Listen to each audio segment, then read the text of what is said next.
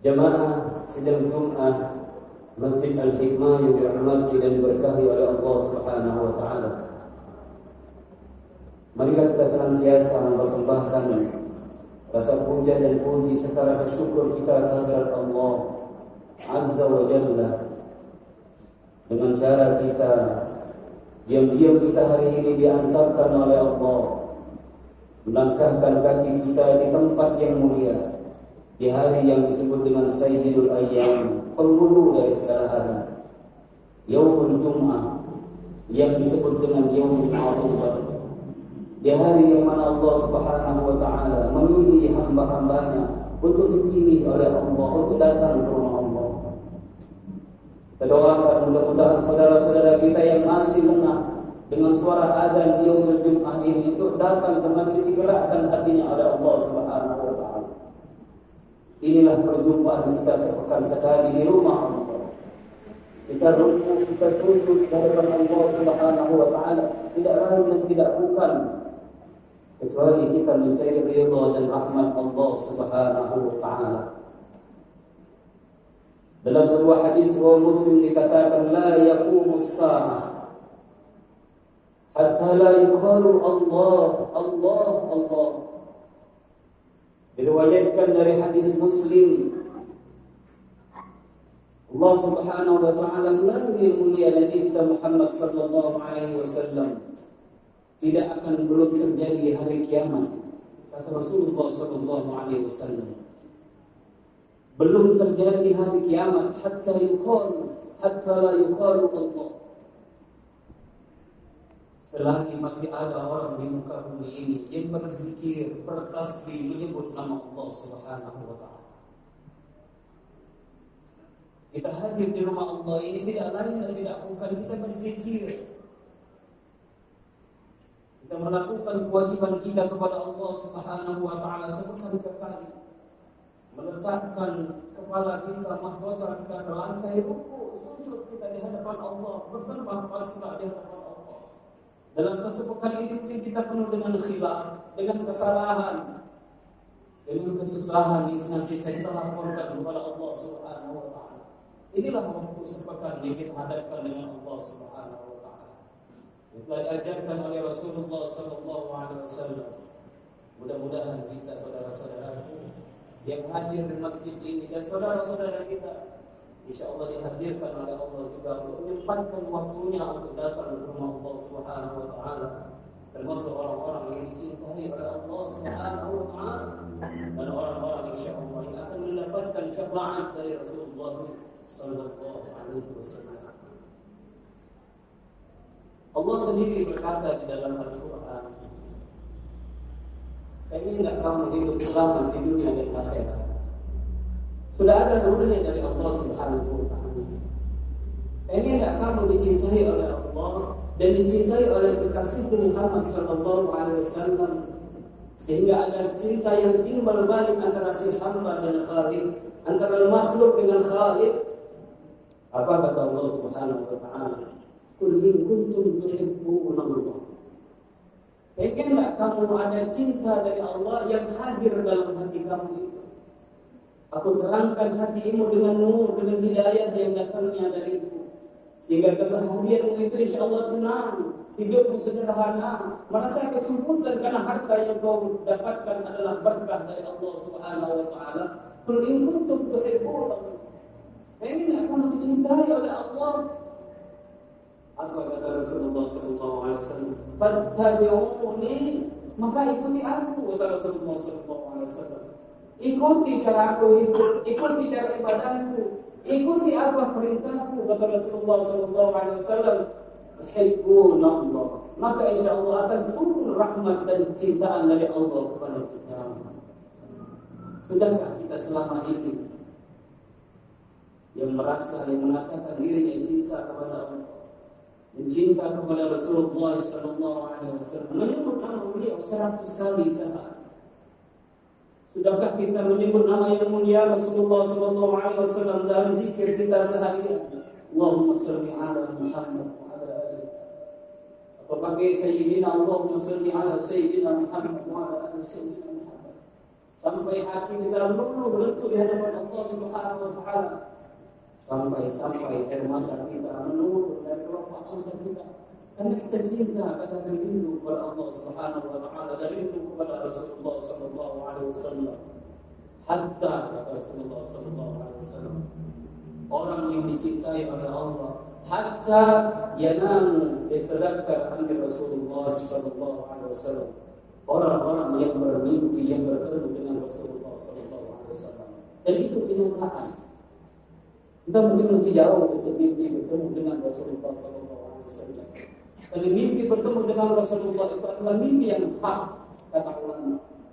Karena iblis setan tidak mampu merasuki orang-orang yang bermimpi dengan Rasulullah, dan iblis tidak mampu menjelma menjadi Rasulullah sallallahu alaihi wasallam dalam manamnya, dalam tidurnya seorang muslim.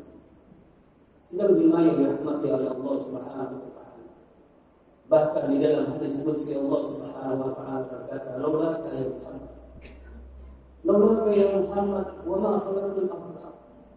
Kalau bukan akan ada wujudmu di muka bumi ini, kata Allah, tidak akan aku ciptakan muka bumi dan beserta isinya. Jadi bukan Nabi Muhammad sallallahu alaihi wasallam, tidak akan Allah ciptakan muka bumi dan beserta isinya. Alangkah mulianya Rasulullah sallallahu alaihi wasallam. Rasulullah sallallahu alaihi wasallam diutus oleh Allah untuk makarimul akhlak, untuk menyempurnakan akhlak kita. Akhlak kita yang selama ini masih melenceng dari ajaran-ajaran agama, akhlak kita yang masih bertentangan dengan kaidah-kaidah dan syariat Allah. Inilah Rasulullah SAW mengingatkan kepada kita bagaimana kita akan melakukan apa yang disebutkan oleh Rasulullah. Sedang diri kita sendiri kadang-kadang malu dan malas untuk bertasbih, untuk bersolawat kepada Rasulullah SAW. Allahumma salli ala Sayyidina Muhammad. Hatta kata Allah Subhanahu wa taala, "Man shalla 'alaihi salatu." Barang siapa yang bersolawat kepada kekasihku Muhammad sallallahu alaihi wasallam satu kali, 10 kali Allah akan membalas salawat kita itu. Innallaha wa malaikatahu yusholluna 'alan nabi. Ya ayyuhalladzina amanu shallu 'alaihi wa sallimu taslima. Sidang jemaah yang dirahmati oleh Allah Subhanahu wa taala. Diriwayatkan dari hadis Tirmizi, Muslim, ketika itu Rasulullah sallallahu alaihi wasallam membagikan yang namanya ghanimah. Ghanimah itu adalah harta rampasan perang. Dipanggillah Ali bin Abi Thalib dan sahabat-sahabat yang lain.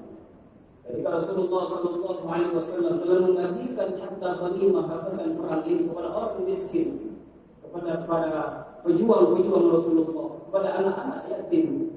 Di sela itu ada seorang sahabat, dia mengangkat tangan kepada Rasulullah, "Ya Rasulullah, ittaqillah, ittaqillah, ittaqillah." Dalam hadis yang lain dikatakan, "Ya Rasulullah, i'dilu, i'dilu, i'dilu." Ya Rasulullah, berlaku adillah, berlaku adillah. Para sahabat tercengang melihat pemuda ini, saudara-saudaraku. Langsung panglima perang Rasulullah SAW, Khalid ibn Walid, berdiri langsung mengharuskan pedangnya berkata, "Ya Rasulullah, izinkan aku untuk memenggal kepada pemuda." Apa jawaban Rasulullah? Ada seorang, dia berdiri dan mengatakan kepada Rasulullah, "Ya Muhammad, berlaku adillah atas harta rampasan perang." Seorang Muhammad SAW diprotes oleh seorang pemuda. Rasulullah tampak tertegun, dia langsung datang Jibril dan memberikan wahyu. "Ya Muhammad, sayati ila zaman, akan datang nanti pada suatu zaman, akhir zaman kita saat ini. Hum yatluna al-Qur'ana ratbah." Mereka yang mengaku syahadat, mereka yang mampu membaca Al-Quran, mereka yang mampu memberikan khutbah-khutbah, walam yadkhuluna fi qulubikum. Namun apa yang dia bacakan, apa yang dia sampaikan, apa yang dia hafalkan tidak masuk ke dalam hati. Allah. Jadi banyak orang-orang yang mampu menghafal ayat-ayat Allah, mampu menghafal hadis sunnah Rasulullah SAW, tapi memanfaatkan ayat hadis ini sebagai keuntungan untuk mereka. Dan itu sudah terjadi, saudara-saudara. Inilah akhir zaman. Artinya apa kata Rasulullah SAW? Perlunya kita berguru. Kita berguru perlu namanya sana. Kita bersana perlu sampai kepada Rasulullah SAW. Insya Allah itulah yang diajarkan oleh Rasulullah SAW. Banyak orang-orang yang seperti itu, bahkan sangat ekstrim. Rasulullah SAW apabila bertemu dengan seorang seperti ini, dia mampu membaca Al-Quran, tapi hatinya Al-Quran tidak tembus ke dalam hatinya, tidak sesuai dengan apa yang dia lakukan. Uktulu, kata Rasulullah SAW. Dalam hadis itu dikatakan, kalau bahasanya sekarang, perangi mereka. Kalau mereka berperang secara opini, balas dengan opini. Apabila mereka memerangi kita dengan senjata, angkat senjata, kata Rasulullah SAW. Tapi saat ini banyak perang-perang opini yang di mana-mana kita rasakan, yang kita lihat dengan mata kepala kita, yang sama-sama kadang-kadang sama menyalahkan semua muslim. Na'udzubillah, summa na'udzubillah. Sidang jemaah yang dirahmati oleh Allah Subhanahu wa taala. Inilah iktibar yang disampaikan oleh Rasulullah SAW. Mudah-mudahan kita yang disebut dengan umat akhir zaman ini, umat yang sangat dicintai oleh Rasulullah SAW. Hatta Rasulullah SAW yaqulu fi akhirul hayat. Akhir Rasulullah SAW menyebut kita, bahkan menyebut umatku. Jangan kami umatku akhir zaman. Walam yarani walakin yu'minuna. Mereka tidak melihat aku, tapi dia beriman kepada aku. Itulah kita, saudara-saudaraku, yang ada di rumah Allah ini, termasuk dari orang-orang yang tidak melihat Rasulullah SAW, tapi kita yakin dan percaya kepada Rasulullah SAW, dan kita termasuk orang-orang yang senantiasa mengingat beliau, bersalawat kepada beliau. Allahumma sholli ala sayyidina Muhammad wa ala ali sayyidina. Sidang Jumat yang dirahmati oleh Allah Subhanahu wa taala. Mudah-mudahan pada khutbah Jumat yang sangat singkat ini kita diberikan hidayah oleh Allah, kita ma'rifat kepada Allah, sehingga turun nur Muhammad SAW ke dalam hati kita yang disebut dengan hidayah. Jika hidayah itu turun, mudah-mudahan kita merasakan nikmat dalam beribadah, nikmat dalam bersalawat kepada SAW, dan nikmat dalam kehidupan ini, di mana kita hidup sesaat ini, dan pada suatu saat nanti kita akan kembali kepada Allah Subhanahu wa ta'ala. A'udzu billahi minasyaitonir rajim. Bismillahirrahmanirrahim.